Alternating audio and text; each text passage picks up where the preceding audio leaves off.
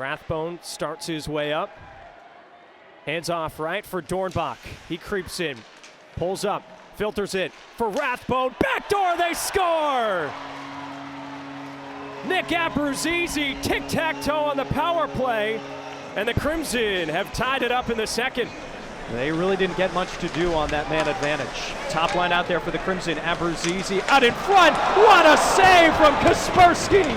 Left pad denial on Riley Walsh, who was creeping in down the slot. And now a rush up ahead. Numbers for the Crimson. Abruzzese looking back door, and Drury is denied. Oh, what a save from Andrew Ferrier, moving left to right across the crease. Lays it off for Gonzalez. Whitney Dove creeping in, shoots! She scores!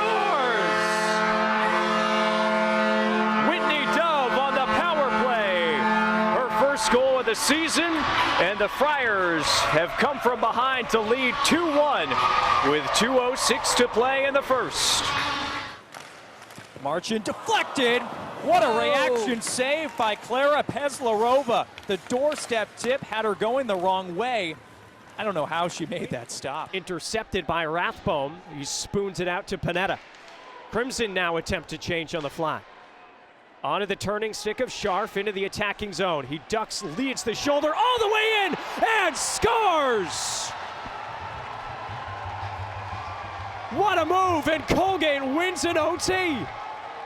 Jack Drury to take the offensive zone draw against Curtis Hall for the Bulldogs. Tied up back to the boards.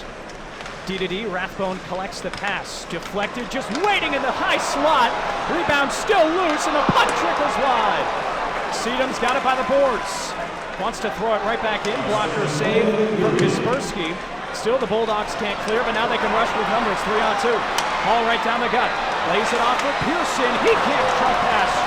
Now an odd man rush for the Crimson in the final minute. Drury has Abruzzese coming to the net. Instead throws it there. And a good stick from Pearson to nix that chance. It's going to be a fun third period inside the Bright Landry Hockey Center. Tied up at 2 between number 12 Harvard and Colgate. The Raiders trying to make it a perfect sweep of the weekend after taking down Dartmouth last night. Crimson trying to end their 3-game losing streak. Eric Galante, Dana Gray here with you.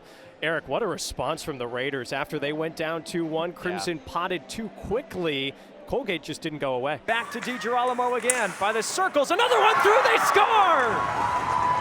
Relentless pressure from Syracuse, and Jessica DiGirolamo cashes in. SU leads early.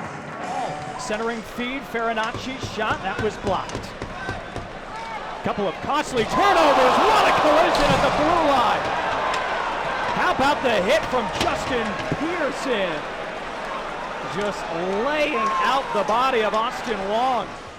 A frigid winter evening in central New York for a conference matchup between Syracuse and Penn State as the Nittany Lions look to beat the Orange for the first time in 4 years. Hello and welcome inside the Tenley Ice Pavilion alongside James Colgan. I'm Dana Gray. So happy you're along with us as we get just 15 seconds to go in the power play, but finally the Raiders set it back up. Krusko applying a lot of pressure to Cockrell. He returns the pass with 5 to go on the advantage. Now Austin will wind it up and score! Might have changed directions in front, but Nick Austin and the Raiders take a 1-0 lead in the second. Passes it cross ice, Sweezy there for the Bulldogs, but another turnover. Here's Baker Shore, backhand, cross ice, they score! How about Jack Donato finding the back of the net, and the same rink where his father played so many years ago, and the Crimson take a 3-0 lead at MSG. New York plays host to some of the best female hockey players on the globe as the inaugural Aurora Games continues from Albany tonight. It's Team Americas taking on Team World in ice hockey. 10 different nationalities about to be showcased right out there on the ice. And welcome back inside the Times Union Center alongside the gold medalist Tara Monzi. I'm Dana Gray. So excited that you're with us for this really special event.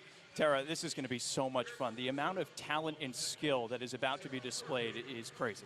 Yeah, we witnessed a scrimmage last evening and exhibition game. We've got a lot of talent from around the world. This is going to really be an exciting night of hockey. Aurora games have been great all week for a variety of reasons. Also allows for a little innovation. We've got a new rule tonight, a 2-point goal line, an arc right around the tops of the circles that you can see there. That could be pivotal tonight. Yeah, it really could. It's going to add some strategy. The coaching staff, the players going to have to think about, they're going to go for 2 or 1.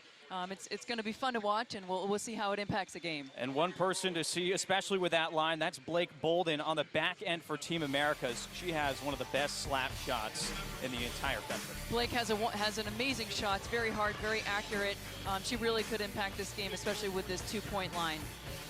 On the forward side for Team Americas, Hannah Brandt, 25-year-old, scored the lone goal last night up in the scrimmage in Glens Falls. We're going to repeat it tonight. Hannah Brandt, we're going to see her buzzing in and around the goal, creating some traffic in front of the world's goalie, and hopefully she'll get in the way and make something happen in front.